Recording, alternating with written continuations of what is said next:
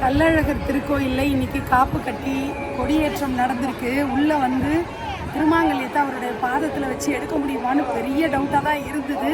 முயற்சி பண்ணி பார்ப்போன்ட்டு உள்ளே வந்தால் அருமையாக உள்ளே அழகாக கூட்டிகிட்டு போய் சூப்பராக பாதத்தில் வச்சு சுந்தரவல்லி தாயார் கையில் சுற்றிக்கிட்டு அதை வந்து ஒரு கங்கணம் மாதிரி அந்த திருமாங்கல்யத்தை சுற்றிக்கிட்டு அப்புறம் மாலை பூ எல்லாம் வச்சு அந்த எப்படி வந்து மாங்கல்ய தாரணத்தப்போ நம்ம பூ கட்டி வச்சுருக்கோம் இல்லையா திருமாங்கல்யத்தில், அந்த மாதிரி எல்லாம் கட்டி அழகாக அந்த ஐயர் வந்து அந்த பட்டர் சுந்தரவல்லி தாயார்கிட்ட வச்சு கையில் வச்சு கொடுத்தாரு. பெருமாளோட பாதத்தில் வச்சு அருமையாக இப்போ தைல காப்பு போட்டிருக்கிறதுனால கள்ளழகரை வந்து உற்சவமூர்த்தி தான் பார்க்க முடியும்.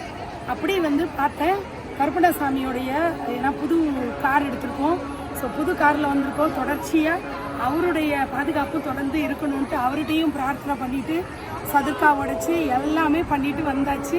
திருப்திகரமாக மதுரையில் நடந்ததாக இருக்கட்டும், அழகர் கோயிலில் நடந்ததாக இருக்கட்டும், எல்லாமே மன நிறைவை கொடுக்குது.